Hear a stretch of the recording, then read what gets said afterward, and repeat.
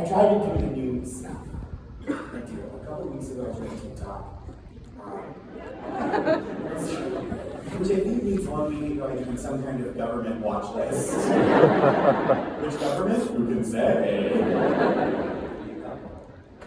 I joined TikTok. And I think I mean this very sincerely when I say that I really love the way the internet is giving people a forum to find community or difficult issues there wasn't a lot of mainstream space for in the past. Stuff like sex and gender for sure, race, mental health definitely. When I was a kid, mental health, the attitude towards mental health was very different, right? We treated it a whole different way. Medical care, standards of medical care, very different in the 1900s. Here's how little we cared about mental health. Sometimes, as kids, we would go to get fast food hamburgers, and I don't mean that as self-harm on its own. But occasionally, as a kid, you get one cup and you put all the sodas in it, right? And you call it a suicide. That's an alarming number of people to yell at suicide. You're telling me what my post-show plans should be, because suicide, that's wild that we all know that, right? And all this off, that's ridiculous. To be like taking your life with your own hand, that's the same as all the sodas at once, right? But I joined TikTok, is what I was saying. And on TikTok, I really love the way people find community around mental health. I don't love the way that sometimes people seem to go to one therapy session and then they start making videos sharing their newfound wealth of mental health wisdom with the world. They're one and done going pro with therapy, like University of Kentucky basketball players, which is a joke that looks like it should come out of a different comedian. But get what you get and you don't get upset. It's like, I don't want to criticize too much because it's coming from a place of wanting to help, right? And it's often like a very genuine young woman who's in her dorm room, which is a dead giveaway. She's not a licensed therapist. And she'll be pointing at words around her. That's in her TikTok style. And then I don't want to criticize the way young women communicate, especially because in the United States, where we live, this is as close as many of us have to healthcare. So someone's trying something. But this is what gets me. It's always too big a swing. It's always someone who takes like a mundane observation and makes it a pathological behavior. Someone who takes something everyone does once in a while and makes it clinical, anyone who's ever done it, right? So she'll be dancing to Megan Thee Stallion. And this is how I dance. People in the balconies don't even know I'm moving. But this is how I dance. I'm like one of those blocks that's a gap.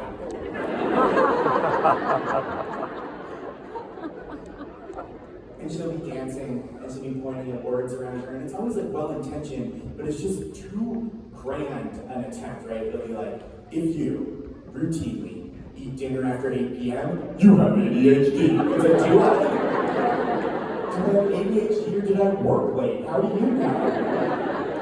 Sometimes it's an even bigger thing. Sometimes it's like, if you exhale every time you inhale, that's a trauma response. How is that trauma?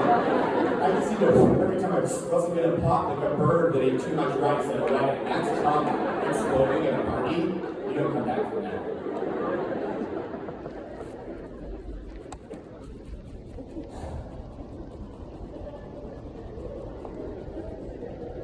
I can wait. I was a teacher. I'll wait until you're all done.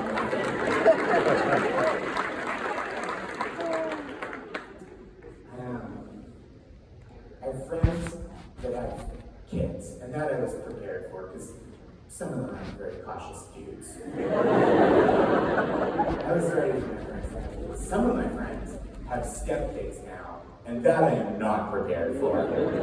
Like, I knew my friends were going to start having babies. I didn't realize that my friends were going to be like the guy in jorts and sandals grilling in some kid's mom's backyard. And I think it's a more adult way to come into having a child than having biological kids sometimes, right? Because no one accidentally becomes a stepdad 9 months after prom.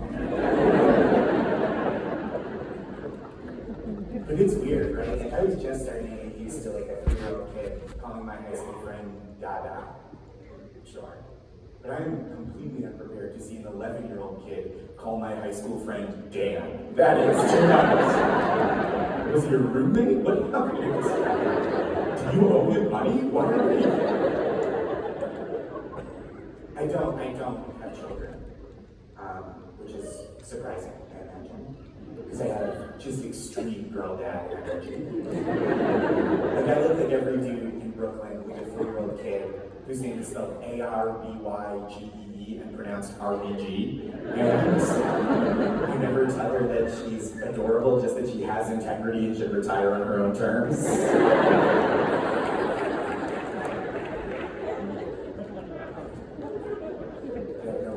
One sister, she has no kids. I have no first cousins, which means we might be the last of the Gondolins, which is objectively the worst Daniel Day-Lewis movie. We might be the last ones. When people when people hear that, we might be the last ones, they jump over the normal questions. Oh, you think you have kids? And they get into the deep existential stuff. They'll be like, but Josh, don't you want the family name to continue? Don't you want the bloodline to live on? That's a little eugenics-y to bring up with somebody who doesn't know. But I'll answer your 2 weird questions with 2 normal answers. Do I want the family name to live on? Yeah, of course I do, and it's gonna. I have a Wikipedia page. Am I proud of everything about it? No. So in that way, to me, it is like a child. And number 2, do I want the bloodline to continue? Bloodline. Do you think I'm the king of something? Is that why you use the word bloodline? What legacy do you think I'm leaving to these hypothetical offspring? Do you have any idea how humiliating it is to hold up an infant in an 800 square foot 2-bedroom in Brooklyn? It's like, someday all of this will be yours. Not the apartment, we rent the apartment, but the furniture, someday the furniture will be yours. If this IKEA shit holds up till I'm dead. Up to you for these things, never go colonies.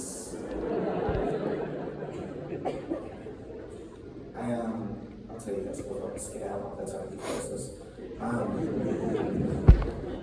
just feel like when someone's life is different than yours, people make too many judgments, they get mad if it's new information. Just ask questions, be curious, right? That's all. My friends who are dating, I don't understand what that's, I've been with my friend for a long time. I don't understand dating, but I don't like judge my friend. Hey, what are you thinking, man? Who cares? I just ask questions when I don't know something. Recently, my friend she said, Josh, I've been dating this guy. I don't think it's going to be a long-term thing, but the sex is ruining my life. And I didn't know what that meant. So I asked a follow-up question. I was like, oh my gosh, you're pregnant?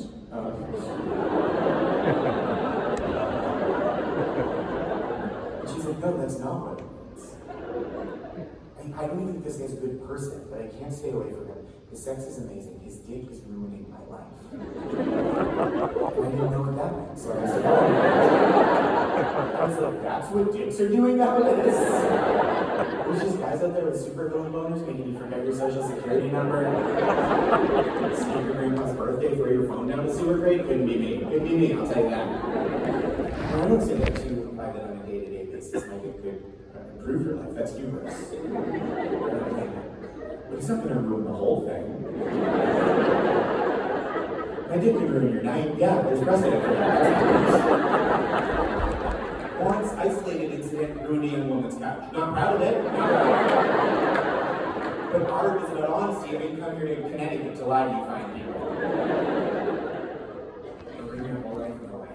If anything, I'm sure there's someone I dated like 10 years ago who tells the 180-degree version of that story, describing it completely the opposite. Some lady or one dude, now we know. He was like, oh, what's Josh like? I don't know, we went on 3 dates 10 years ago. We hooked up once, it was fine. Then he apologized a bunch, which made it worse. And the next morning, I heard him tiptoe out of my apartment at like 6:20 a.m. I was like, that's okay. And then at 6:30, I heard him tiptoe back in, and I was like, that's not standard. And what had happened was he had gone to this muffin store in my neighborhood that only sells muffins. And I mentioned it on our second date, but because I told him the name of the store, Nothing But Muffins, but not which muffin was my favorite, he got one of each and brought them all back to my apartment for me, which sounds cute, but in reality is definitely a lot. And I knew from experience those muffins cost like $6 a piece, which means he spent like $75 on there if you count tax and tip, which you should, that's part of it. And I was so overwhelmed by the effort he'd undertaken and the expense he went to on my behalf. I felt so guilty. So I sat with him at my kitchen table all morning, tasting each muffin and then ranking them from best to worst. Like we were starting a podcast about muffins. And that day, I was supposed to get on that Malaysian Airlines flight that disappeared. But because of this muffin stunt, I missed my plane, and I'm here talking to you today. His dick saved my life. That's what I'm going to tell you. Thank you so much.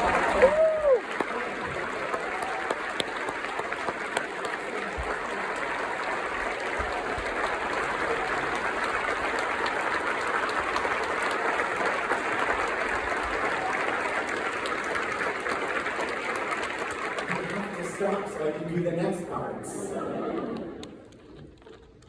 Thank you all for coming. It's now my favorite point in the show, because I get to stop working and introduce you to the person you came to see.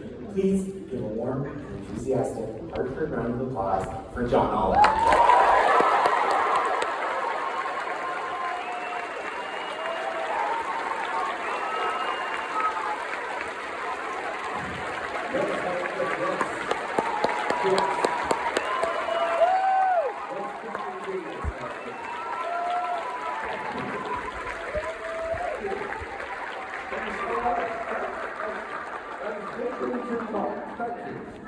Thank you so much for coming tonight to this ludicrously popular theatre, which is in a very real sense too fancy for comedy. Above your head, I believe, is the largest hand-painted mural in the United States. You're entitled to more in terms of entertainment visually than what you're going to get tonight. You should get the ballet, you should have a full orchestra, and at the very least, you should have Cirque du Soleil with people dressed up as rainbow-coloured cockroaches, dry humping while they swing on a trapeze, not a man talking, amplified slightly loud with a dysregular voice. The most spectacular visual thing you're going to see tonight is this, and that's it.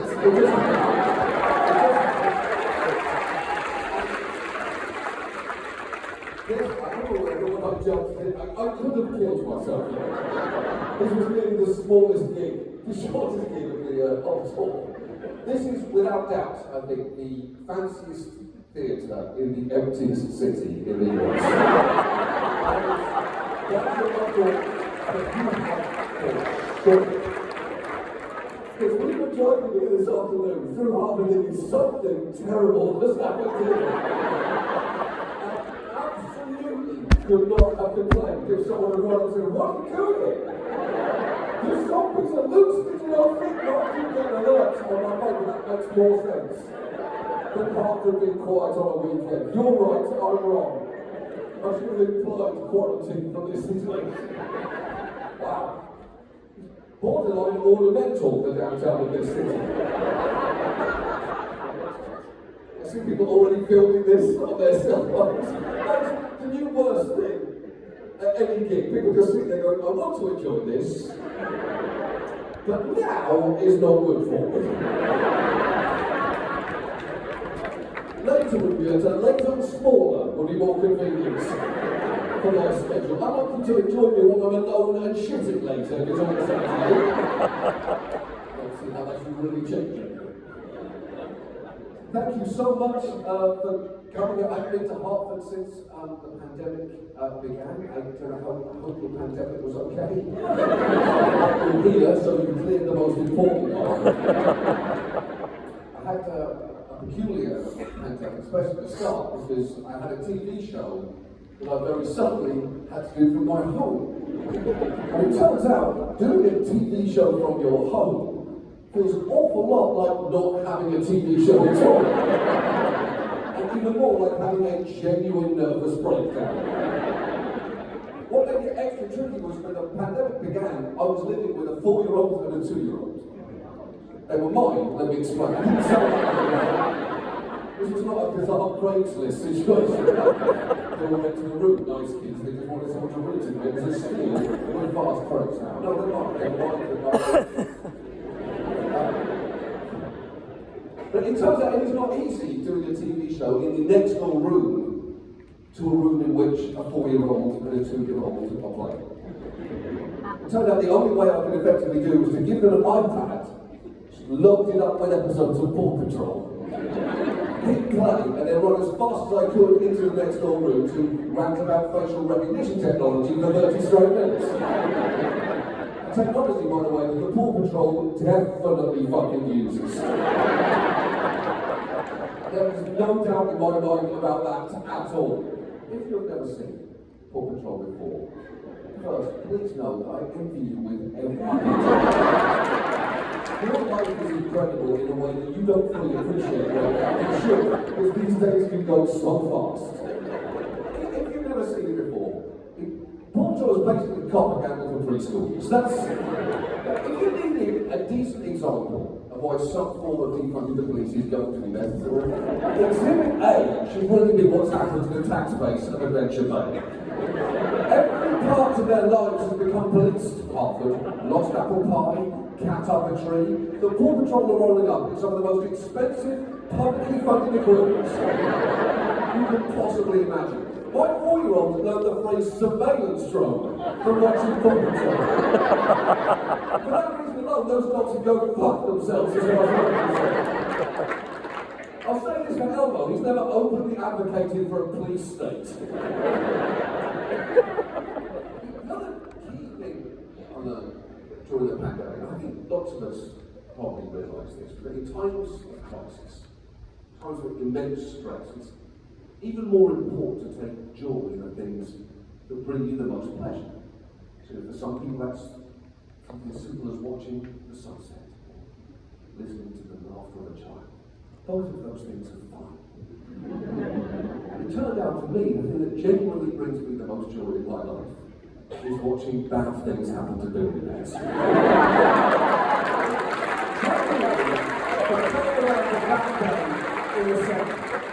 has a 100% success rate in terms of my internal happiness. And all bad things, by the way, from small petty mishaps all the way up to mid-range physical harm. It all works. Genuinely, nothing has made me happy over the last 12 months. Nothing. Than watching Elon Musk set fire to Twitter.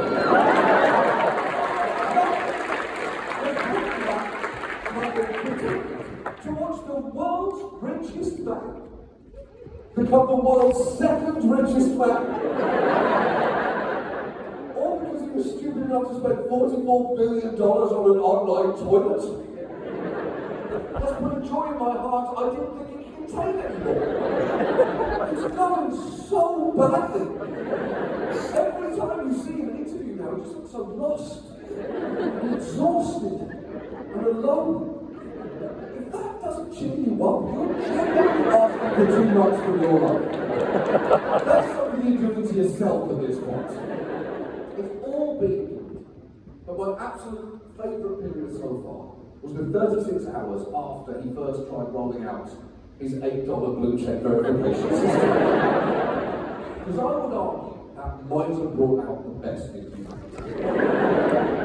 Because people just immediately started buying the accounts of companies, getting them verified, and then tweeting from those now verified company accounts. I knew something magical might be unfolding when I saw a verified Pepsi account simply tweet out, "Coke is better."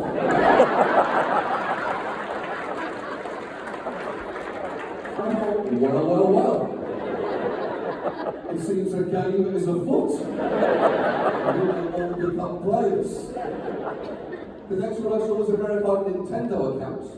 Simply tweet out an image of Mario flipping the bird. So far it was pretty basic. You know, these were first thought jokes. The form had not yet been elevated. Then, I saw an account for the banana producer Chiquita tweet out, and I quote, "We've just overthrown the government of Brazil." And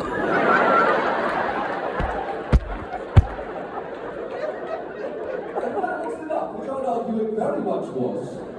They waited for 4 minutes, the perfect amount of time to build suspense. And then issued this follow-up tweet saying, "We apologise to those that have been served a misleading message from a fake Chiquita account. We have not overthrown the government since 1954.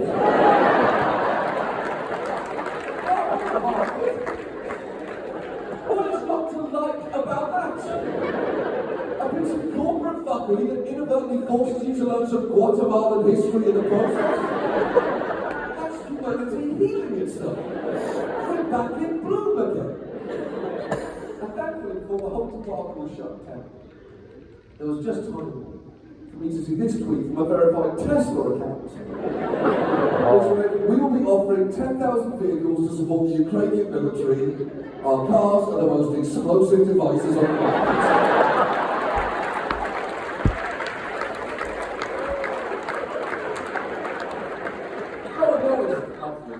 My faith in human nature has taken a real pounding in the last decade, and that went a significant distance to bring some of it back. I know, Elon's defenders will quickly jump to his defense, and we'll just manage to say that. He's got the Midas touch. Simply forgetting what the parable of King Midas was supposed to be about. It's a fucking cautionary tale about the danger of unfettered greed. King Midas kills his own daughter when he hugs her and turns her to gold, then realises he can no longer eat and drink anything and starves to death. The moral of that story is not Midas was a cool disruptor who really got things done. It's that he was a fucking arsehole that destroyed everything he touched. And now he was just calling to an X. Just X. The universal symbol for the lack of an idea. A giant illuminated X on the roof of his office building in San Francisco, where it was taken down after 3 days since it turned out to be a building code violation because of how cool it was. And he was doing all of this while genuinely trying to find Mark Zuckerberg in the Colosseum in Rome. And in fact, honestly, I'm not even completely engaged if they respect the traditions of that building and introduce a lion into the equation as well. Watching bad things happen to billionaires is a simple human pleasure that you should not deny yourself. Does it make you a good person? No. Does it make you a happier person? Yes. Does that make you a better person? I would argue it does.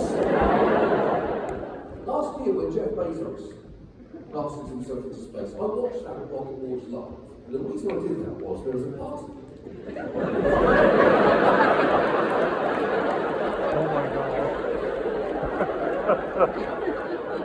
Well, I'm possibly on parallel from that reaction. And possibly that most people in this room share. So, you just comment on yourselves. I will not be judged by you. There's a part of me that didn't kind of want that rocket to explode. No. I actively did not want it to die. That would have been too easy. I just wanted you to be disappointed. I wanted it not to get something. He deeply wanted. And felt unjustifiably entitled. Or the rocket to explode and then to jettison out with a parachute, just float down in failure. So we can all just see him as he came down. And maybe an Amazon delivery driver who was having to urinate into a water bottle. And he had to complete their deliveries on time. He'd look up and say, "What's that up there? Is that Jeff? You stupid space cowboy. Is he having a bad day? Good. What a treat."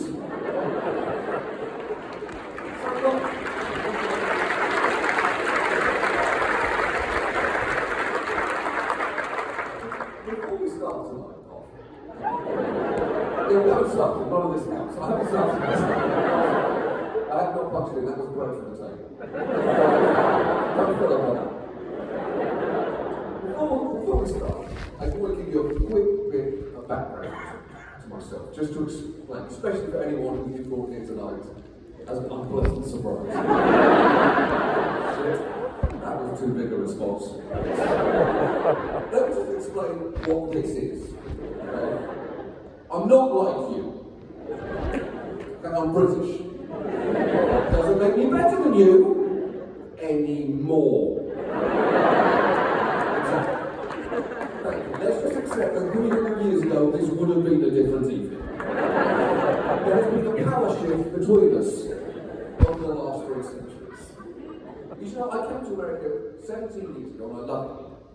I absolutely love it here, and I am going to need you to remember that during some of the things that I'm going to be saying. It will help all of us so much if you keep that somewhere in your mind. The truth is, I'm less unlike you than I was last time I was here in Hartford, because just before the pandemic began, I became an American citizen.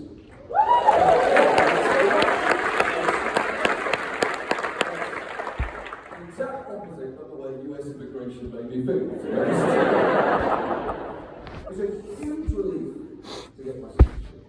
For many reasons. Partly I was worried about my immigration status every day.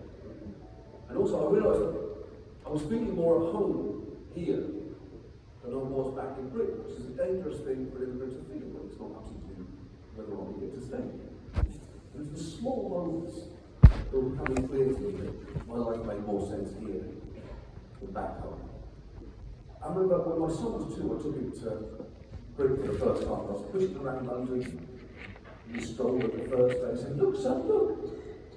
This is Britain.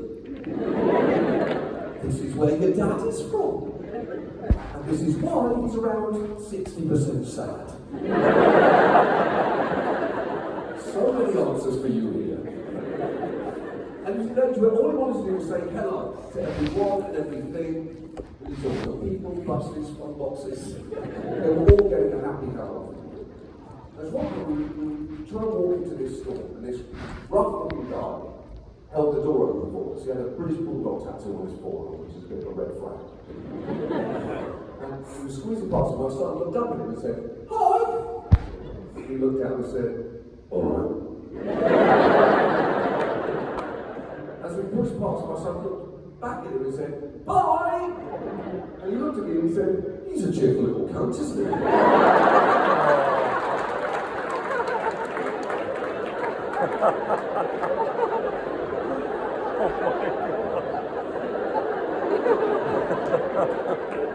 Well, what he is American. But what actually isn't quite as charming as it is here. He's also an age where he's starting to repeat back every new word that he hears. So what he's essentially done is planted a time-delayed hand grenade into my infant child, which I'm guessing is going to go on for his birthday in preschool. He was asked, who knows a word that begins with the letter C? So, thanks so much for giving the way to one-up Cookie Monster. It's a massive relief to get my citizenship. There are going to be moments I have to accept where I'm still going to feel slightly different. Kids are going to sound different. And I do have to report about that as an option, but I think it seems inevitable. I don't know if I'll be able to advise them to live a different outcome. Plus, there will be moments where I have different reactions to cultural artifacts than my now fellow Americans I have. I'll give you an example of this. The Great British Baking Show. Right, exactly. It turns out, it's occurred to me recently, Americans quite like watching the Great British Baking Show. Because you find it relaxing. Is that true? You find it relaxing to watch. You know what we're asking? What about that show do you find relaxing? What is it? They're all nice. You like Paul Hollywood, and you call him Mr. Hollywood. I appreciate the thought. I do not know the man. I presume you would prefer the Mr. They're nice accents and Mr. Hollywood. Okay. I think we're watching two very different shows. I personally have never managed to make it through an entire episode. of the Great British Baking Show, because to me, knowing a little too much about what's really happening, it's too fucking tense. It is a white knuckle ride through British people's darkest fears and insecurities. No, understand, it's not about the cakes. It's never been about the cakes. It's about the fact that British people are too repressed. Too many things have happened to us that we've not been given the skills to adequately deal with. That we push them down deep into ourselves. There's a real chance of that coming out if someone happens to overbake a pistachio macaroni. Here's how repressed British people are. I'll give you an example. When I was 14 years old, me and my friends went around to another of our friends' houses. Let's call him Simon Anderson. We'll do that because it's his full legal name. And we wanted to go to Simon's house because his parents had a really nice VCR. And so he would take movies off the TV all the time. He had a whole shelf full of these movies taken off the TV. We wanted to see films. We went to Simon's house and said, "Can we see a film?" He said, "Of course you can, come in." And so we all squeezed together on his couch and he grabbed a tape around from the shelf, put it into the VCR, pressed play, ran back to squeeze himself between us, and it was his baby takes. Jumped up, horrified, ran as fast as he could to the VCR, pressed stop, pressed eject, and there was absolute silence in the room. So quiet, I can still distinctly remember the exact sound the mechanisms of the VCR made as he rejected the tape up and out into his now trembling hand. And I knew things had changed for him.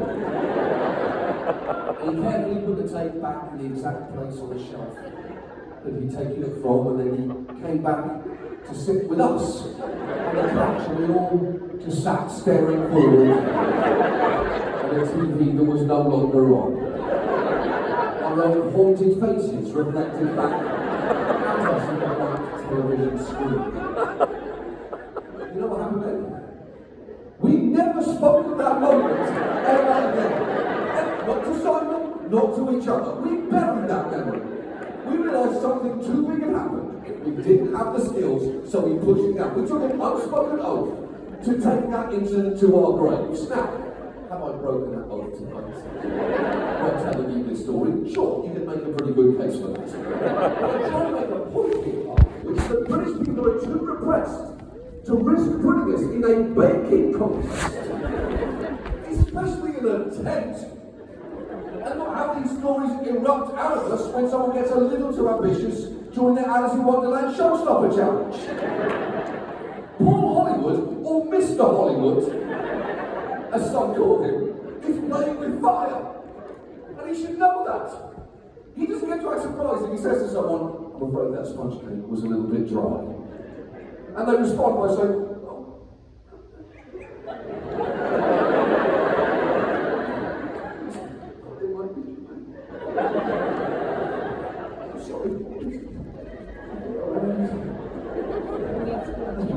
I didn't have time, or I had time to correct it. I wanted to try. So I was nervous to present it to you. I apologise. Sometimes it just is the thing, Paul. When I was 14, I saw my parents have sex on TV. Was my sponge cake as dry as my mouth was that day? Your heartless monster! And you watch that show to relax? Shame on you, Connecticut! That's profoundly offensive to me. That's like me saying to you, know what I'd like to do at the end of the tunnel? I'd like to curl up on the couch and just put on Ken Burns' Vietnam. Their pain isn't my pain. They seem so nice to each other, plus the accents are so calm. No, in England, it's not even called the Great British Baking Show. It's called the Great British Bake Off. It's a much more hostile, negative term. I think that's more appropriate to the emotional minefield they're asking people to break themselves through. So many British TV shows are remade here in America with much more pleasant titles. Take that show on PBS, Finding Your Roots, or you know, they trace people's family trees. Finding Your Roots. It's such a lyrical title. Let us find your roots. Help has helped you find those roots and trace them through the earth of history, so you may know what nourishes you better. Let us find your roots together. It's poetry to that title. It's a British TV format, that show, and in England it is not called that. In England it's called, and I swear to you this is true, Who Do You Think You Are?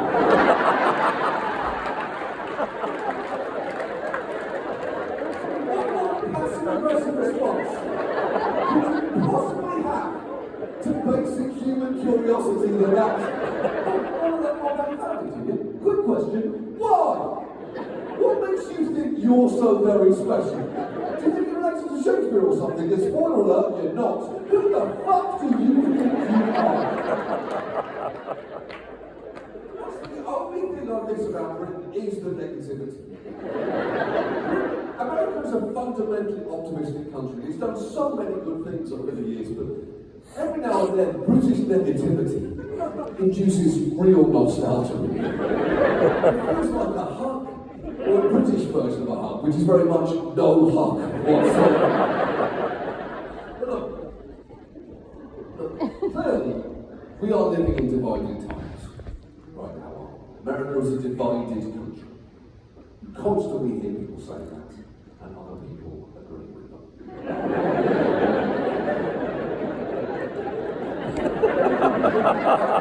I think that it says that America has never been more divided than it is right now, which feels true when you first hear it. Maybe until you remind yourself it is very much not the case. Because that plane does rather skip over the Civil War. It seems rude to me. Anyway, what more did the Civil War have to do to hold on to the title most divided time in US history? In its defense, it really left it all out on the field back then. I'm just saying, over 500,000 Americans killing each other in hand-to-hand combat feels a little more divided than where we are right now. Which I'd argue can best be summed up as no one could seem to agree on whether or not Dave Chappelle's last SNL monologue was really acceptable. So neither I do both painful periods in US history.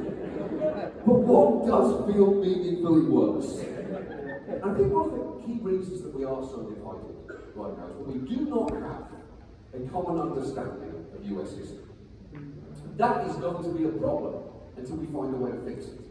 I saw a commentator on the news last year say something which has been rattling around my head ever since. He was very concerned about what was being taught in history lessons in schools. He said, if you go to public school in the US, funded by the taxpayer, you should come out thinking that your country is great.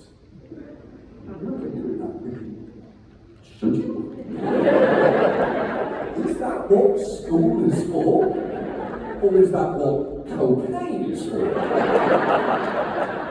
Because if you take cocaine funded somehow by the taxpayer or not, then yes, I agree. You should think America is the greatest nation in the history of the universe, or you can sold some subpar cocaine. Clearly, history is meant to make you feel good about yourself. It is meant to give you context, to help you better understand your country. And why does it give people a better history than the one they actually have? Can lead to terrible lessons being taught. You know, actually, there's a new textbook in Florida schools this year that has, I can sense some of you literally bracing yourself. There's someone out here who's like in the brace position like a planet like they're just getting over with. Let me make one phone call before you tell me this. I've written down what this textbook says exactly because they worked so hard to get the wording right. This textbook, in schools, says this, it says, while slaves worked under harsh conditions, and it's the while at the start of that sentence that really grabs your attention. It really promises that you're on a roller coaster ride you don't remember lining up for. While slaves worked under harsh conditions, they also developed skills which could be applied for their personal benefit. Wow, that's a hot take, Hartford. A piping hot take to make the case that slavery is essentially just an overzealous job training scheme. It's a hell of a thing to want to put into their minds of kids, especially in Florida. I think the things that the biggest threat to their minds is the existence of drag shows. Personally, I would much rather a kid saw Duchess LaRue execute a perfect death drop or lip syncing to Megan Thee Stallion than be taught in a school textbook that slavery was just teaching people marketable skills. Because the problem is, where is it now? You can't be selected about what you should become. The next page of that textbook had better say, while the Trail of Tears was a stain on American history, people did really get their steps in back then. You can't selectively use rose-colored glasses, have them on for everything or nothing, and ideally the second one. And look, I understand. Again, it's not always a pleasant exercise to learn about the shameful moments in your country's past. Believe me, I get it. I understand how tricky that particular issue could be. I'll say this for your shameful history, at least it's fucking short. You don't know how lucky you actually are. As a British person, you know your country's done so many terrible things in so many different places for so long. You can't possibly retain all of them in your head at any one time. Whenever I go to a country I've never visited before, I find myself instinctively Googling what Britain did there in the past. Because I know it probably wasn't nothing. And if it was something, it was probably pretty bad. And it was like knowing is literally the least you could do. It might help you understand the country you're visiting a little better.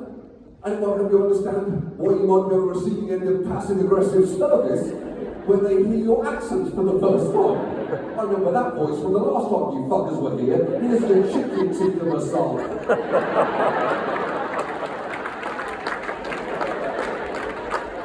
As a British person, you cannot watch the news and see any fighting over any border that's in dispute without having this faint sense of, I really hope that wasn't one of us. Because you know, there's a pretty good chance that border is only in dispute because it was once drawn by a British hand. Most global flashpoints can be traced back to a gentleman's drinking club somewhere in London hundreds of years ago with a guy with a monocle and a waxed handlebar moustache drawing a straight line across the map. Say, there we go, nice straight line. So we would just bisect in the city. Well, we'll just have to learn to live with it, won't we? You can't beat the tidiness of a straight line. So easy on the eye when it's on a map hanging on a wall thousands of miles away from the landmass in question. Besides, what's the worst that could happen? Don't actually answer that, I'm not genuinely interested. Leave me now, I must challenge my friend to a balloon race around the world. If you've been to the British Museum in London, you know it's basically an active crime scene. Just think about the balls it takes, the sheer balls, to steal priceless artifacts from the country and then take them all the way back to London, where you display them in a building with a detailed description next to them of exactly where you got them from, and then invite the original owners to come pay to visit their own property during opening hours. Such a magnificent piece. Hard to believe it was just left lying around for an invading army to stumble over after chiseling off the wall of the temple. Hard to believe, isn't it? But possible to believe if you teach it in a particular way. Now, don't look at it too closely, you'll make it dirty with your eyes. If you need a souvenir, I believe there are postcards available as you exit through the gift shop. Off Bob, finders keepers, losers visitors. It's the way it's always been. You'll get it to yourself. I said good day. You must have seen just 2 weeks ago, a British Museum employee was fired for stealing artifacts. And how can they possibly justify that firing? What did that employee really do wrong? Internalise the message too completely of the organisation that paid them to work there? Were they too on brand somehow? And even worse, when the museum phoned the police and and I was to conduct an investigation as to what items inside the building had been stolen. And you can feel the rest of the world going, fucking out with it!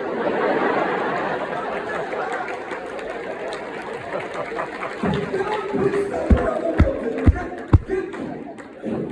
Get bags from evidence. Empty them, shut this shit down. And I think it's important to learn as much history as you can. Mainly because some of the dumbest things we do today are built on a misunderstanding of it. Take daylight savings time. Everybody hates daylight savings time. Literally, in my opinion, there was one American thing all Americans actually come together. We reluctantly do it every single year because we don't know exactly why, but we all have faint sense in our minds, right, exactly why. I don't want to put you on the spot, so we don't just say it out loud after the film. We do daylight savings time every year because of firearms. That's right, we do it for the farm, but they need daylight savings time for their crops. or their cows. Need an extra hour. Or their tractors don't work. We don't know exactly why. We do it for the farmers, but we know it's important to them, so we sacrifice every year. It's nothing to do with farmers. Farmers hate daylight savings time too. I'm going to think about it for more than a second. Of course they do. Of course it's nothing to do with cows. Cows don't need daylight savings time. They're fucking cows. Their schedules are wide open, they can move things around. The actual reason we have modern daylight savings time goes back to Kaiser Wilhelm and the First World War. He instituted modern daylight savings time because he wanted to use it as a fuel saving measure, and it spread around back then, and we still do it today. Back then, at that one particular time, in that one particular place, for that one narrow reason, it made a tiny bit of sense. It makes no sense, but we still do it today. We expel more fuel by doing daylight savings time every year. People die on the roads every year because traffic accidents go up in the week after daylight savings time because people are driving tired. We will stop doing daylight savings time one day. It's inevitable that it will end. And when it does, it is going to be humiliatingly difficult to explain to future generations what you just did for 100 fucking years. Hold on, let me get this stuff. So, you all just decided it was a different time than the time it actually was. And then 6 months later, you decided it was actually the original time. After all, you did, yeah. And you hated it. Literally everybody hated it. Was it easy to do? No, it was actually really difficult. I had to change every single appliance in the house. It was going forward rather than back. You had to keep pressing the button on the microwave. You had to keep pressing it. As when you went too far and you changed the date, you had to throw the microwave away. But we did it for the cows. The cows needed us to do it. And so we wanted to do it, and it turned out it wasn't actually anything to do with the cows. And so, what would it mean to do that? I don't know, explain it all! It makes sense at the time! There's only one US state that has successfully had daylight savings time and then got rid of it. Yeah, Arizona. And that should chill you to the bone. The rest of us have lost the moral high ground to fucking Arizona. A state now barely fit for human habitation for multiple months of the year. They're actively choosing to live on the surface of the sun every summer. And even they think daylight savings time is a bad decision that should be reversed. But that internal logic then, and we must keep doing something, because it's the way it's always been done, applies to so many bad decisions. Take the British royal family. The sole reason for their continued existence is that there is something uniquely special about this one particular family, and they've been there throughout human history. But neither of those things are actually true. And when you find out why they are actually there, it starts to make you question whether they should be anymore. And to explain this to you, let me take you by the hand and lead you through the history of the British royal family. We all knew when we came out to a theatre in Hartford, Connecticut, on a Saturday night, that you were going to get a lesson on the British monarchy at some point. We put it off for as long as we can. Sadly, that moment is now the case. Let's start with what we all know and work backwards from there. Let's start with what we all innately understand. That is that Charles is currently only king because of the tragedy that befell his mother last year. That is the shocking death. A 96-year-old man from natural causes. That is why Charles is king today and why his side piece is currently queen. But you know, that is an inspirational story for side pieces everywhere. I'm sure we don't. Other side pieces talk a big game. Camilla actually closed that game out. She had an affair with a married man and he queened her up. That is not easy to do. Take what she did, respect the hustle with which she did it. Praise to the ultimate side piece. Yes, boy.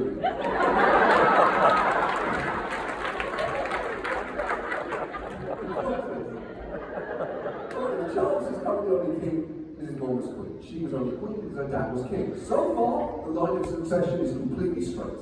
However, already it gets wonky.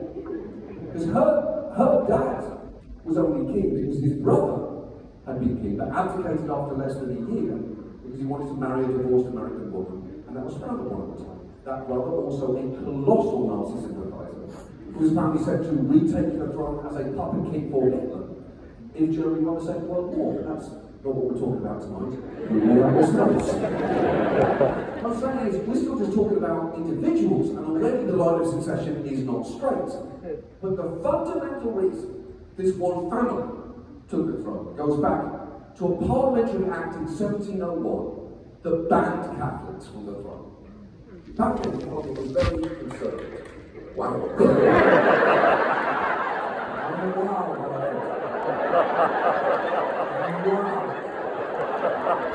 I'll be honest, I have not been prepared for virulent anti-Catholic sentiments. I just thought it was empty. I didn't realise why.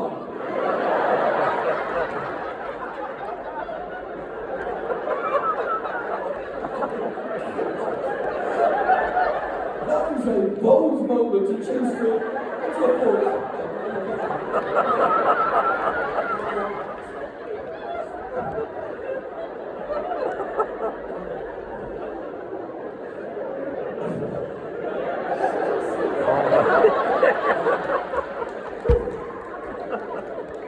I cannot wait to find out which comedian is coming here next to say, what's the audience like?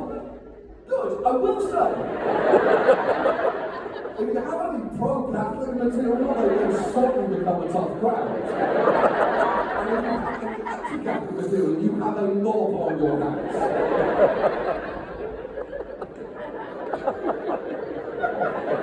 Now, Parliament back then didn't want Catholics to occupy the throne. Well, it's shocking today, other than for a handful of people. The only thing they were really guilty of was being ahead of their time. And God was in both times indeed. Nevertheless, the Catholics should not be bothered because they believed in an off-brand Jesus. Not like the premium Jesus, the top shelf Jesus.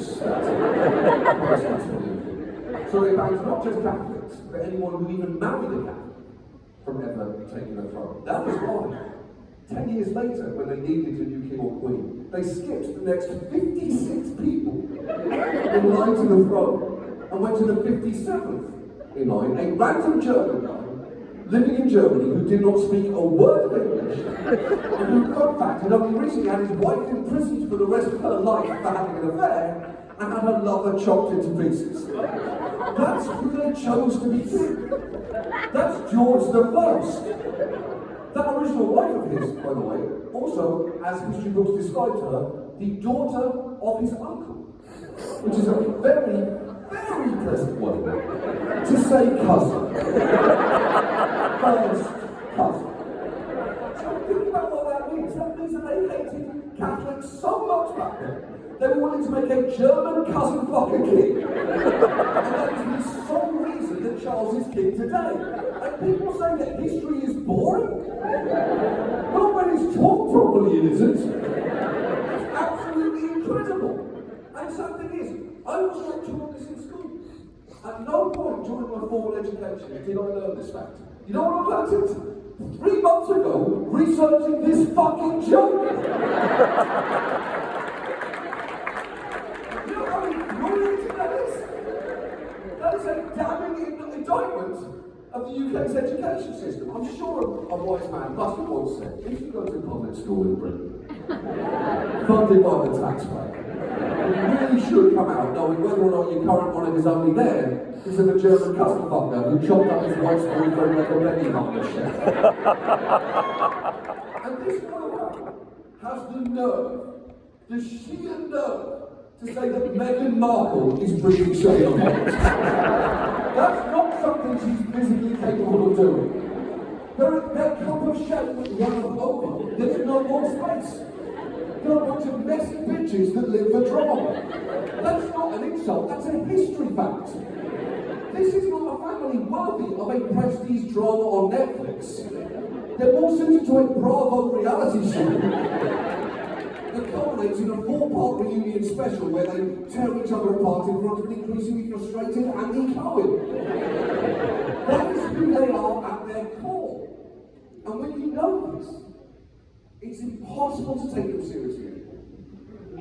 And they lose whatever power they may have once held. And it helps. It literally personally helps me. A few years ago, I got this surprise phone call out of nowhere in New York from the British Embassy in the city. That is not a phone call that everyone wants to get out of nowhere. That cannot possibly be coming with good news. But the guy on the other end of the phone was incredibly excited. And he had a voice I can only describe as offensively British. Even though I was like, I'm not sure you can do that. And he was so happy. He said, what a thrill, what a thrill! And he said, did you today? He said, well, there is 4 excitement. I said, I have before me a piece of paper, upon which I see your very name. And this piece of paper is a list of the Queen's New Year's orders. I would like to offer you choices.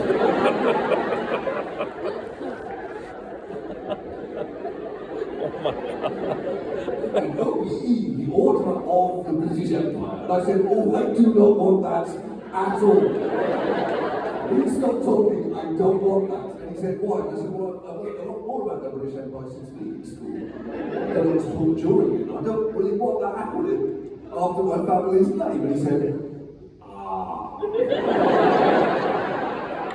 I could not have wanted to get off the phone fast enough on that point.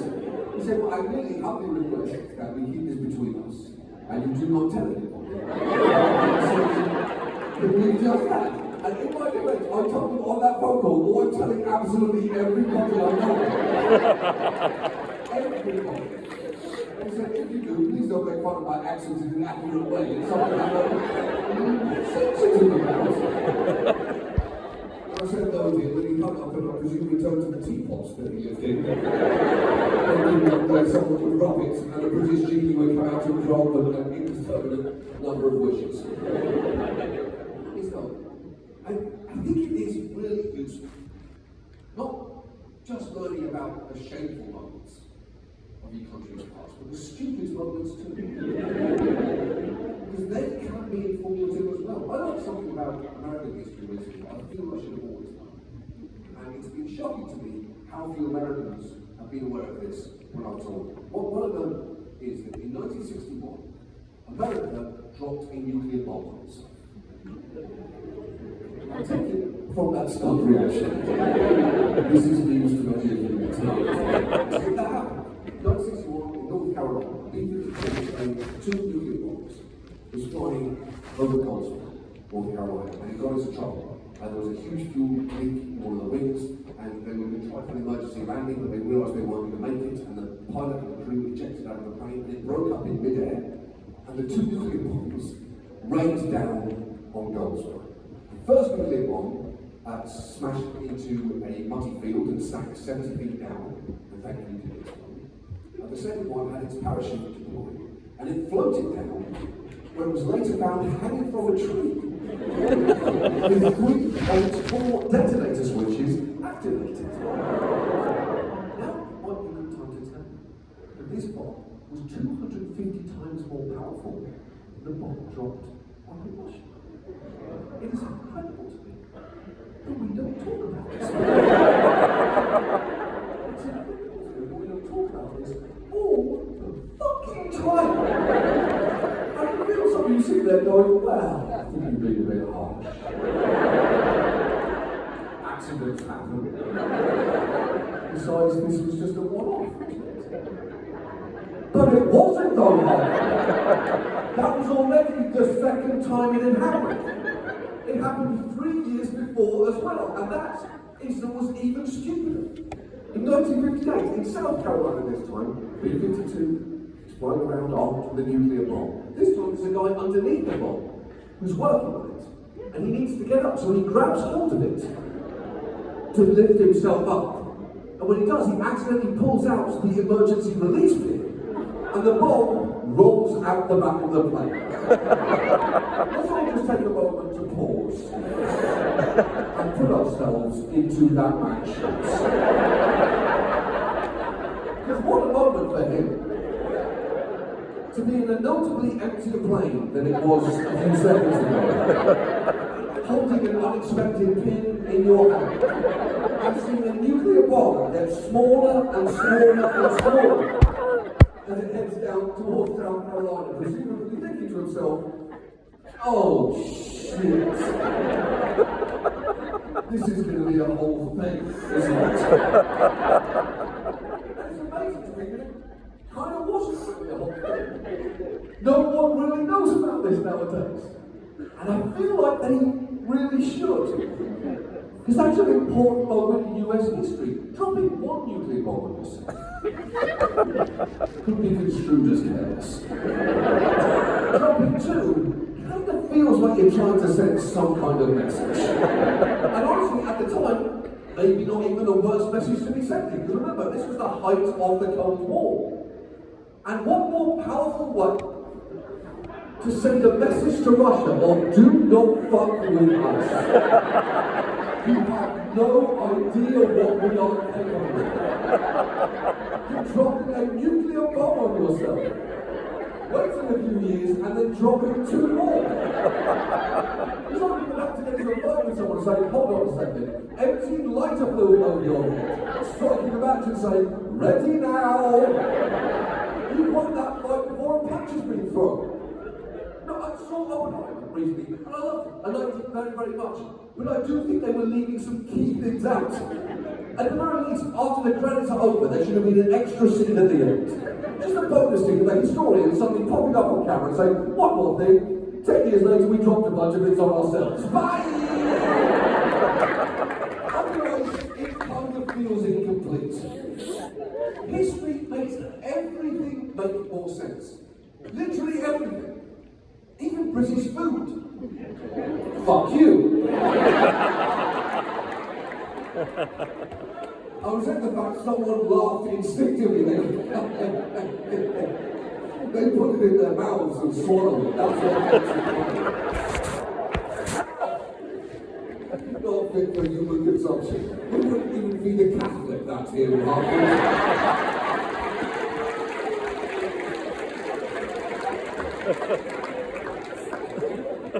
Tell them it's the body of Christ they love eating.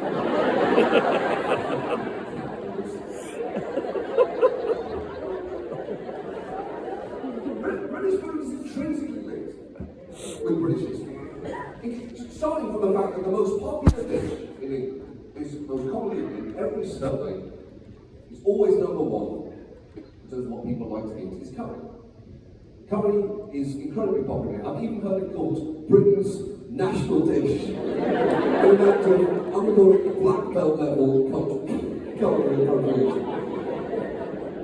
I was walking past a talk years ago in London, and there was a talker pointing out all the Indian restaurants that people standing there, and he said, Indian restaurants must know what it is, all of these. Britain has the best Indian food in the world. I have to hear I'm joining this group. I don't care how much it costs, I have to hear what's about to come out of your face. You fascinating man. He said, Britain has the best Indian food in the world. Then thought for a second and said, nobody really knows why.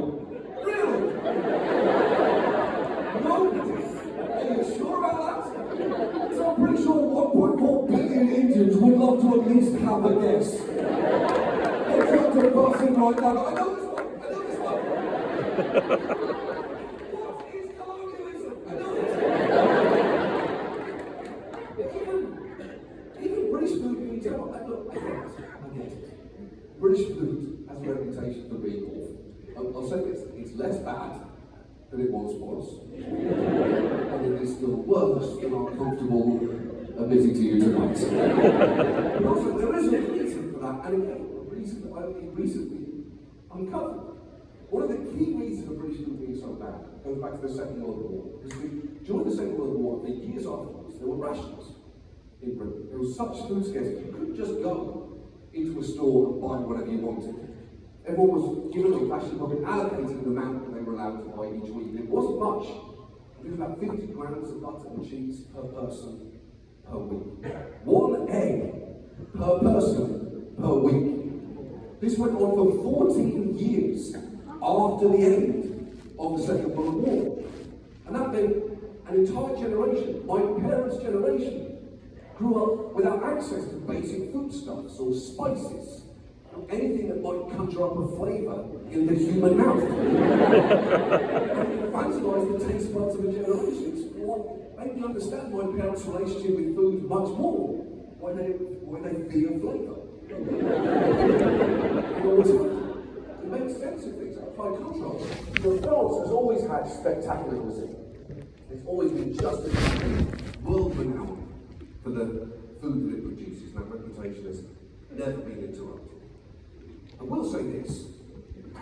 One of those countries really tried fighting the Nazis.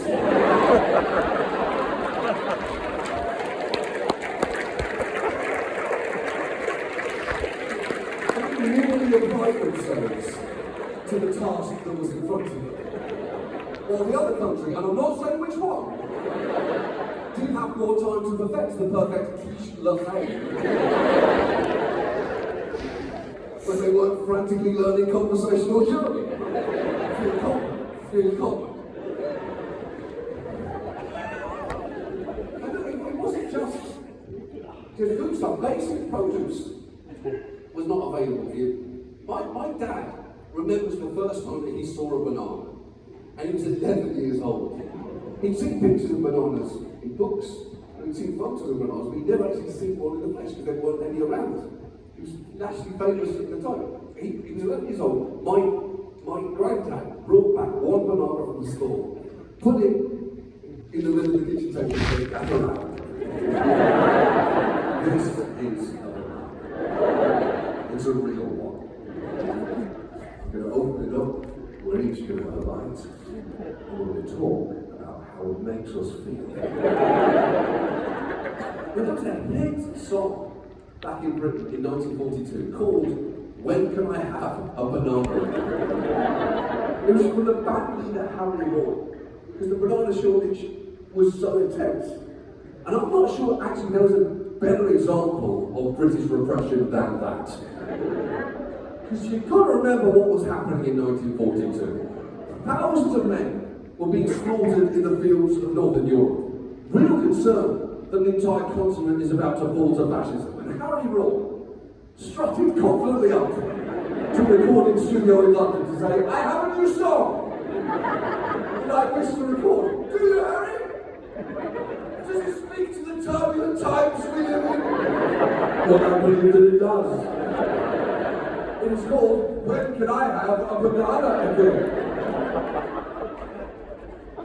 Harry, is the banana in this song of yours perhaps a metaphor for saying, peace of Europe, or when we might have that again? Could that be the case, Harry? No, what a ridiculous thing for you to say. The banana in my song is a banana. Now please step aside and smash record. Your boy Harry's about to blow the roof off this bitch. You know what else happened in 1942? The Holocaust was happening. Everyone knew it was happening, and not far from where Harry recorded his banana back. That is taking keep calm and carry on to a genuinely sociopathic extent. That's not healthy. That's like at the peak of COVID when the millionth person died, someone releasing a song called When Is the McRib Coming Back? There's something wrong with you. Live in the world. All of this is really just a long way of trying to explain history is not there to make you feel good. Listen, it's there for context. It's there to help you understand things better, maybe help you make better choices in the future. Think of US history like chicken nuggets. If you feel too good about eating them, you probably don't know enough about how they were actually.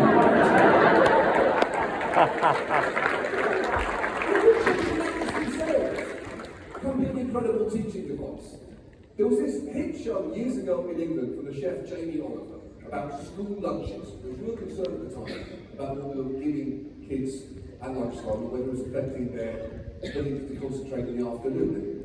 Central experiment became famous in this show in England was Jamie Oliver went into a classroom in South London and he said, I'm going to give you a choice what to have for lunch, your chicken breast or chicken nuggets, and all the kids chose nuggets. He said, well, hold on a second, because I'm going to make lunch for you.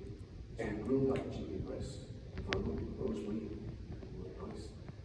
And then he took out a blender and he threw in like chicken skin and gristle and blended it up into this pink sludge. And the kids were just disgusted. Oh, no, I can't. It's all pink sludge. It's disgusting. No, I don't like it. It's all. It's okay if I do it.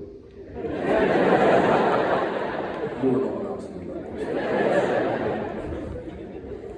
And he grilled up the pink sludge into recognisable nuggets and he said, well, I'm going to give you another choice now. What would you like? And all the kids went, what have to eat? Thank you very much for this taking a chance to make a better decision. Thank you for the nudge you made for us, and thank you for the lesson you've imparted upon our malleable minds. A lesson we will take back with us to our families and their wider communities. I imagine that is what you had in mind, so mission accomplished, Chef. Thank you very much for what you did today. Capital F. Thank you. He got government policy changed in England through this TV show. It was such a hit, he was invited to remake it in America the following year, but it did not go quite as smoothly. He moved into a school district in West Virginia.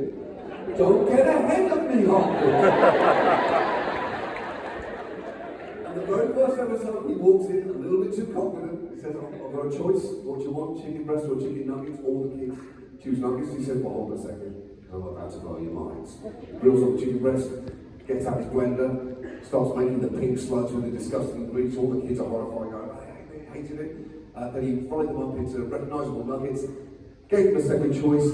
Every single child in that room chose the nuggets again. And I will never forget the look that was on Jamie Oliver's face. This was a look of absolute defeat. It was the look of a man who knew he had one trick, his trick had not worked, and he owed ABC 9 more episodes. It's what Jamie Oliver had run into that day was something I don't think he'd encountered before and certainly didn't fully understand. And that is a truly powerful, and I would argue quintessential American characteristic, and that's defiance. America is a defiant country. You are defiant in the face of everything, from a threat to a fact. You don't let things tell you what they are. You decide. America is the most defiant country on earth. And if you think there's some of you are sitting there right now going, no, we're not. That's my argument. Defiance is a powerful, constructive quality sometimes, right? It's about confidence. And self-confidence is an important thing. Rightly try and instill self-confidence into our children. We say to them, you can do anything that you want to do. You can be anything that you want to be. We tell them that. Surely before projecting them into society, in no way set up to honour that promise. You can be anything you want to be. Sorry, assuming you have access to generational wealth and you don't get sick. Sorry, I shouldn't get to that. There's a small thing we don't talk about as much. Terms and conditions of what the American dream. Don't get them to scroll down and think really exclusive. Confidence is a great, powerful motivator. The only thing I worry about is when it tips over into overconfidence. Because that's not just a weakness, I think it's actively dangerous. No, I've been worried about this ever since I read this survey last year. That apparently 1 in 8 men believe that they can win a single point in a game of tennis against Serena Williams. 1 in 8 men believe that they can do that. That means there are multiple men in this room right now tonight going, that sounds right to me. That's like the tone of voice he's using, but that sounds about fair. A single point, just 1 point in a game against Serena, that's definitely something that some fucking guy could do. But it's really important for you to understand that is actually not something you are physically capable of in any shape or form. And I can feel the pushback to pockets of this room right now. I can feel the pushback of, oh, so you know absolutely nothing about it. I played tennis in high school. I had a pretty good backhand to that. Serena Williams has a 120-mile-an-hour serve. Your pretty good backhand is just not going to help you in that situation. That's the same as you say to me, I'm pretty sure I can take a point off Serena Williams. After all, in high school, I was in a production of Pippin. I'm calling you a liar. I'm just saying that's not a good supporting argument for the claim that you just made. My point about overconfidence is that it feeds naturally into something which is a genuine threat, I think, to modern society, which is a lack of respect for expertise. Far too often, the word of experts and the words of people are treated like they have the same words. And that is just not the case. You see this all the time on the news. An anchor will look down the camera and say, scientists have said they're now more confident than not that we're going to exceed the 1.5 degree global warming temperature threshold at some point in the next 5 to 10 years, and that is a clear fact. But what do you think at home? We've been reading your tweets all day. At Ballsack24 says he's not worried about it, he thinks everything's going to be okay. Why are we allowing at Ballsack24 into this conversation? Especially a conversation about the importance of acting in a swift manner, when at Ballsack24 clearly couldn't act quickly enough to gain the accounts at Ballsack1 through 22. Who deserves no voice in this discussion? I do not occupy the moral high ground here at all. Please don't get me wrong. I constantly, regularly disappoint myself with moments of misplaced confidence. Every time the Olympics comes around, literally every time, I will humiliate myself by watching one of the lesser known sports, something I know absolutely nothing about, and just quietly think to myself, pretty sure I could do that. I genuinely used to think that about the shot put. The shot put! In my defense, it doesn't look that impressive if you don't know what you're looking at. But the ball looks quite small, doesn't look that big. It doesn't seem like they're throwing it that far from the camera angle, the way they're set up. I didn't think I'd win. I also didn't think I'd be the worst person I was watching do it. I thought that right up to the point that someone handed me a real shot put for the first time, and I struggled to hold it up in 2 hands. That's when it hit me. Any shot put event at the Olympics should begin with someone just being dragged out at random. Handing a shot put, told, throw that now. Throw that so we can all see you do it. And you will be forced to watch them struggle to hold it up under their chin as they walk up to the line and run as far as they can, breaking their foot in the process. And then someone will address the crowd saying, seeing the shot was genuinely difficult, bring on the giant Bulgarians. And you know what? The outside lane of the hurdles should permanently be reserved for someone pulled against their will out of the crowd and told nothing's going to happen until you run to the finish line now. And we should have to see them run as fast as they can, smash into the first hurdle, drag their face across the ramp, and get up saying, it's taller than I thought it would be. Yeah, it's higher than you thought. The hurdles are gentle. Not everyone can do everything.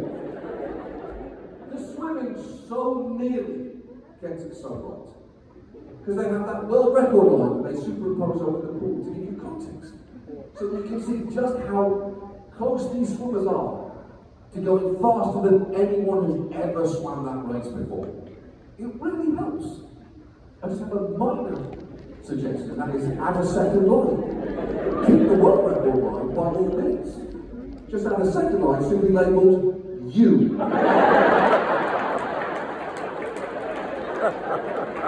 So when the race begins, everything goes into the pool at once, the world record line and the swimmers zoom off, and the U line just bumps around for a minute.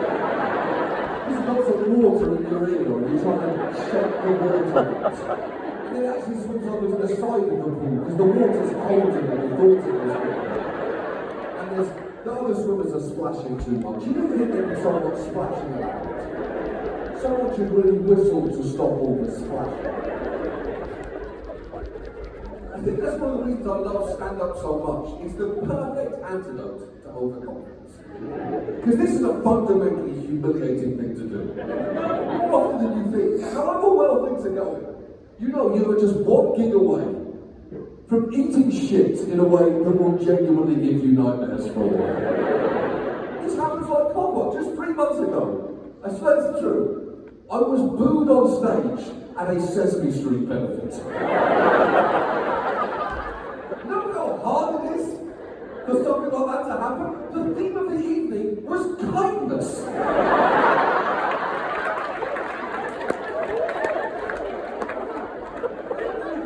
It was very loud. It was better.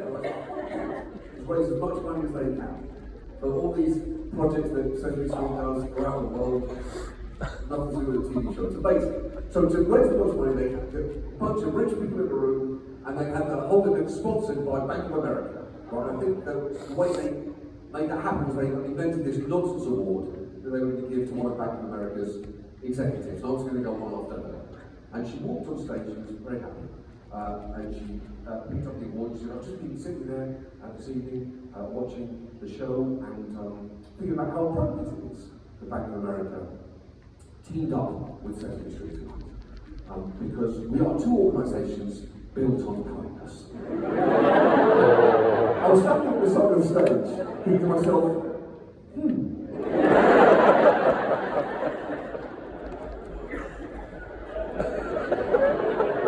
know what? I'm going to let that go. Because it's perfect, isn't it? We're here for an important reason that we can all agree on. And no one needs me to cause a scene. She just said objectionable. It's like all the characters are out there right now, all the puppets are with her. You don't need me to create an incident. I can choose not to do it, so I choose that. That's a choice I make to rise above the thing that she said. Besides, I'm sure she won't say it again.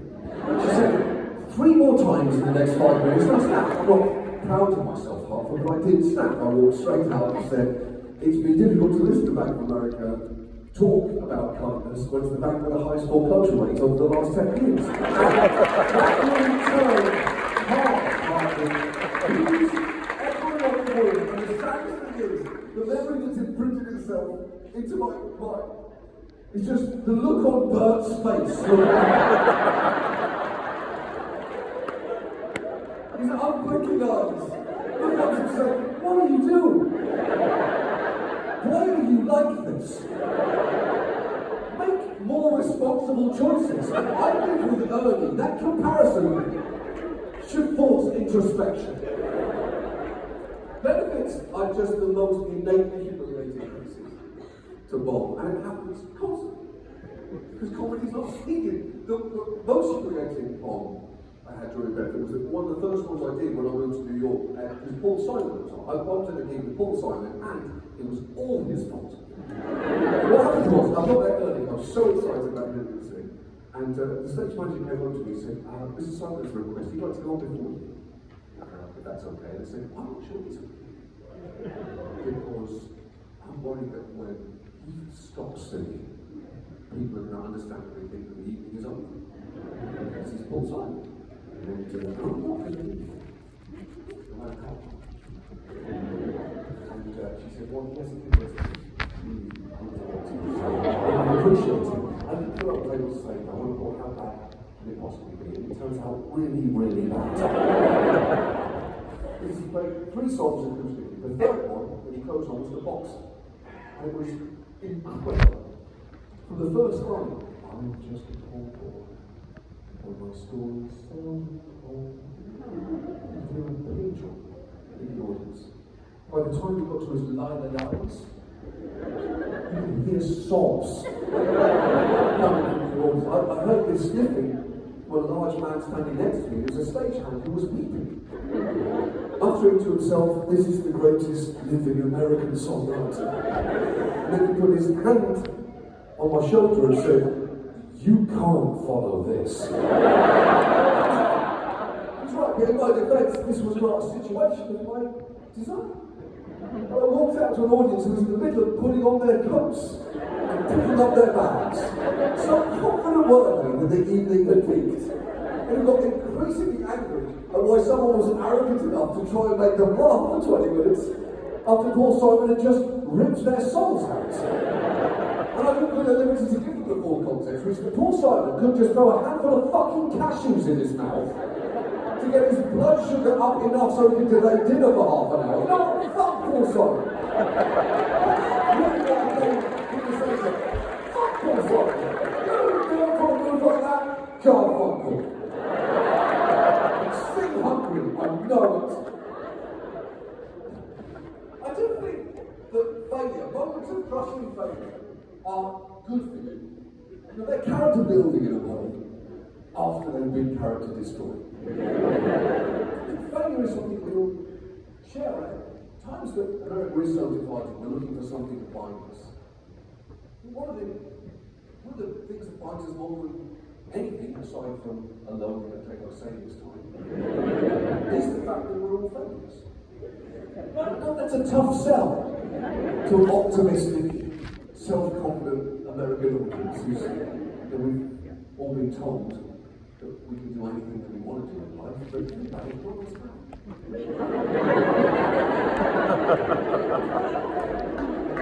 Not one of us in this room has achieved the dreams that we have for ourselves when we were 5 years old. What did you want to do when you were 5? You wanted to be Paul McCartney? What do you do now? Director of student housing. That's a huge fuck up. That's a long way from being Paul McCartney. But I agree. I feel I'm the same. I didn't want this. No child wants to be a stand-up comedian. If you have a 5-year-old who wants to be a stand-up comedian, your 5-year-old is an arsehole. I asked my son when he was 5 what he wanted to be when he was a grown-up, and he said Batman. And it's not going to happen. I hope it doesn't happen. Because for that to happen, I need to be murdered in a dark alley attending the opera, and I don't want that to happen. I didn't want to be a comedian when I was 5, I wanted to be an athlete. And fuck you again, Mark! And you've not got to war in silence. It was just universally agreed upon. It was just going to be a stuck reaction. What the heck? You had a very a chance of literally being Paul McCartney. Transporting into a Beatles body, the Union taking this into an athletic pursuit unless chess is an official sport for the Union. I think I wanted to be an athlete, but there were so many moments in my life. There were so many red flags that in hindsight could be waved very vigorously in front of my face. But I can see that when I was 15, I was playing for our school football team, and it was half time. We were losing, but I played quite well in the first half. And the very fact that I still remember that does suggest I may not have been the team player that I thought I was playing. Well, that went well for me, so as far as I'm concerned, that went pretty well. Our sports teacher walked in, and I had a really intense relationship with this man, because I loved him so much. I wanted to be him in many ways. And he was like a movie. I kicked the door of the locker room to get in, and then he threw his drink against the wall to get her attention. He said, "You should be ashamed of yourselves. I'm disgusted by what I just had to watch out there." And then he pointed right at me and he said, "Why can't you be more like Oliver?" And I thought, this is fantastic. This is the speech. When I win the World Cup in the future, they say, was there a moment that brought you here? I said, there was a moment. What a great question, and I'm happy to answer it. So there was a speech that ignited the rocket fuel in this body that if you live in Connecticut, you might scoff at the idea that you can choose athletic things, but they've been wrong. Because here I am. I'm very thanks that I don't have a golden trophy with me tonight. It does tip me off to the fact that his speech took something of a turn. One was, he pointed at me, he said, "Why can't he be more like Oliver?" Then he paused and said, "He knows his shit, but he runs around more than any of you." So even remember thinking, oh, actually I didn't know that.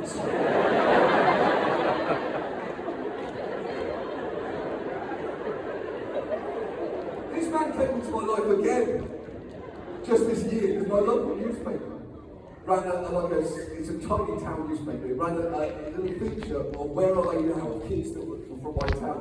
And they tracked him down and said, "Do you remember a kid called John Oliver?" And he said, "I remember Oliver," and my heart started pounding. And he said, "I remember him. Nice lad, academically bright, not particularly sporty." And nearly burst into tears. And it lumped in my throat reading this. Why would you say that? They didn't ask you that. That's not what they asked you. They asked you, "Do you remember me?" Not if you do, please assassinate his character on us right now in print. Please stamp on his dreams. Do that. And why do you retain the ability to hurt me as much as this 30 years later? I'm America's second favourite assassin. Put some respect on my name. Before you jump too much onto my side, let me give you the full context. I'll give you a second chance to look at those books. I'll partly because the foundations were built on. And those foundations were an incident that happened when I was 11 years old. It was our school sports day. And he selected me for the 400 metres. And I really thought I could win it. And the whole school was watching, everyone's families were there, people had taken the day off work. Watching. I lined up on the starting line with my little watch, shorts, my little black vest. And he shouted, "Go, we don't have guns." It's a little inconvenience at moments like that. Overall, I'd argue it's a net positive. And he shouted, "Go," I ran as fast as I possibly could. At 100 metres, I thought I was in the lead. At 200 metres, I knew I was even further in the lead. And I even took a moment to steer the glass back across the track to where the crowd was waiting for me. I'm going to make my family proud. And this is going to be something that the Oliver family talks about for years. And I was actually right about that. Not for reasons that had unfolded quite at that point. It was around 250 metres that I felt this sudden, unexpected gust of air. The kind of rush of air you might associate with like exiting a shower at pace. Because what had happened was heart rate. For reasons that have never been adequately explained to me, the standard issue sports short given to British children in the mid to late 1980s came with a slit down the front of it.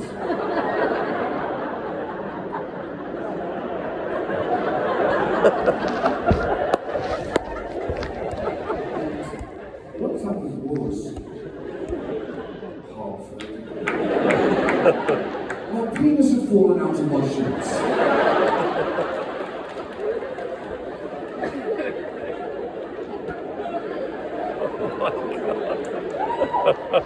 Even at 11 years old, I knew I was facing a decision that was going to affect me for the rest of my life. Did I A, stop running, put my penis back into my shorts, where it unquestionably belonged, no one was arguing otherwise, and doing so likely forfeit the race? Or did I B, continue towards the dreams of athletic future that I believed awaited me on that day and in the days and years beyond? I just ask you to think back to yourselves and other years old. I mean, had that sense that truly anything was possible in life, and perhaps you have a fully developed sense of consequences, and just how long they can haunt the human. And if you do that for me, perhaps you understand why I ran like a fucking wind that day.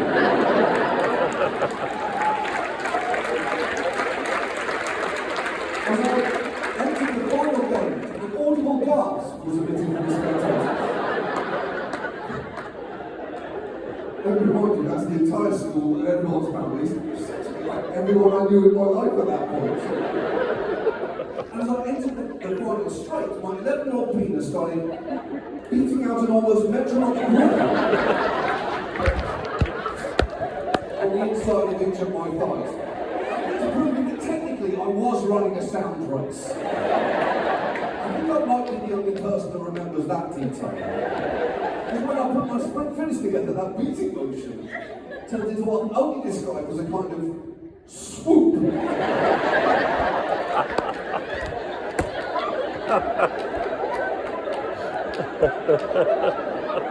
Now, once we started that, it is basically impossible to stop. I crossed the finish line like a demented helicopter. In 4th place.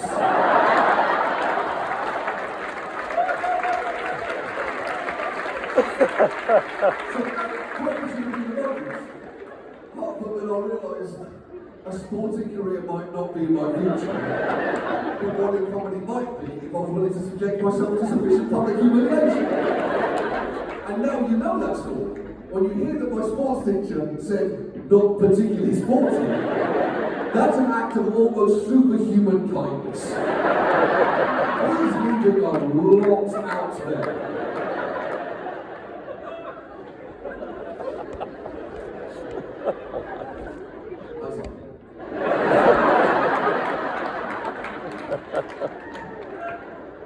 So, before we go tonight, I guess one of the key things all of us want to know is, when are we going to know that things are fundamentally, I guess that's when America is back to being in a position where it can once more do great things. When are we back in that cruising altitude, where America is at its best in so many ways?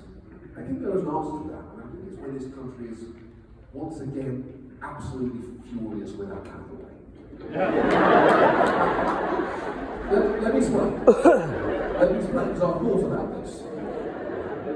You might remember, around 10 or so years ago, it seemed like America was angrier with Anne Hathaway than it was with any other human being on earth. Despite the fact that this is very important for us all to acknowledge right now, Anne Hathaway has never done anything wrong. She seems like a fundamentally decent human being who works very hard and has been very good in everything that she's been. If you have a problem with Anne Hathaway, that is a problem with you. And yet,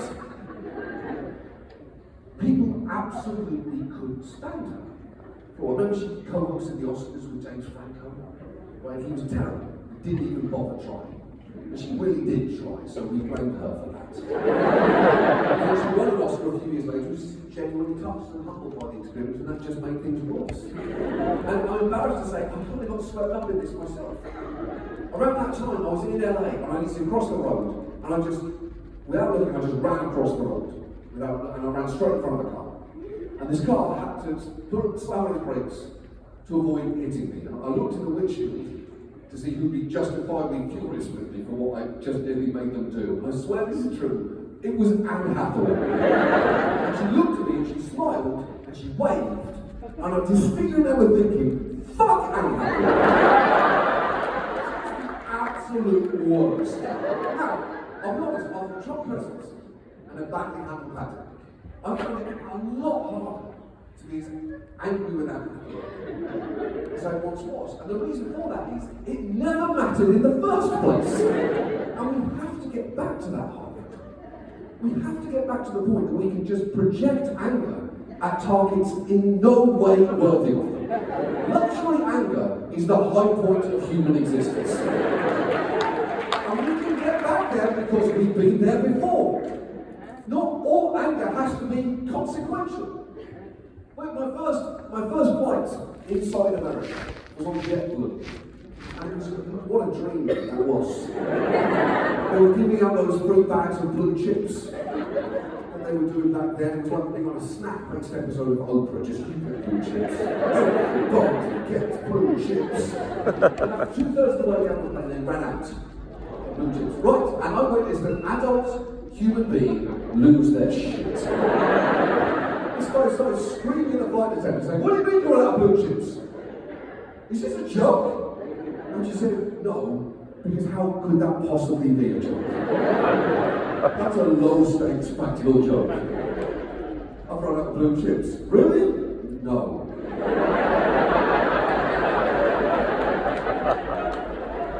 Gosh, yeah. We got angry and angry, he was getting louder and louder, and eventually she just left him to kind of scream himself quiet. When he did, he turned to the person next to him, a stranger, and said, "Honestly, I don't even really like those blue chips that much." And I thought, wow, this guy's life is going so much better than he's willing to give it credit for. Remember how angry people were at the final episode of Lost? There were any riots in the streets back then. Always a group of characters who never existed, and who'd gone through something that could not possibly happen. Hadn't had their individual and collective narrative arcs wrapped up to everyone's total satisfaction. J.J. Abrams is genuinely lucky to be alive today, considering the venom that was projected at it back then. I have to believe that if Lost ended today, the response would be much more muted. It would just be people going, "Oh,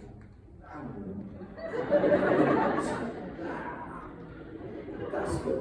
That's not all. I felt invested, and that's not paid off. That's it. We'll leave it at that though, because if you excuse me, I need to go back to Googling whether or not the Michigan area has jumped vaccine. This is not how I wanted to learn the Greek alphabet.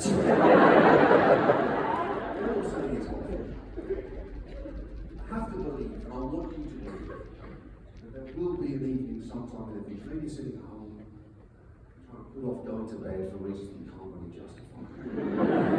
Maybe you just start thinking about the TV for just something to watch for a little bit. Maybe you start on a late night show. Maybe it's Jimmy Fallon and he's playing Giant Jekyll with Toby Keith. And a level of enthusiasm that seems genuinely unhealthy.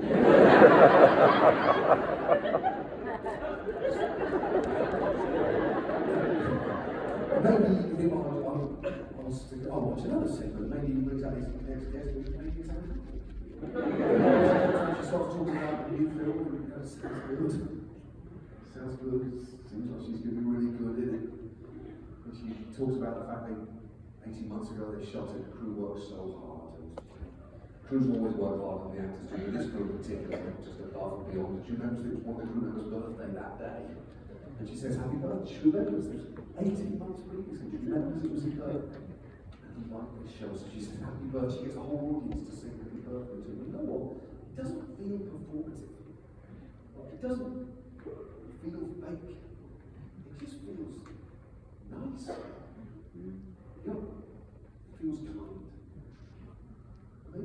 this, you feel this old, familiar vibe bubbling up in the pit of your stomach. That voice in your head says, fuck Anne. At that moment you'll know America's back, baby.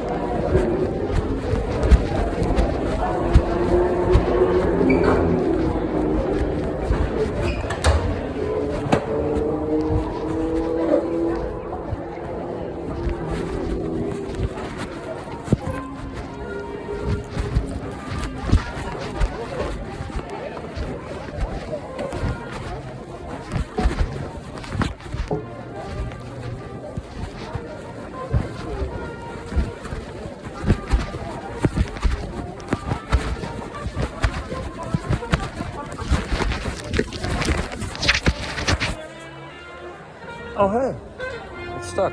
I recorded the audio.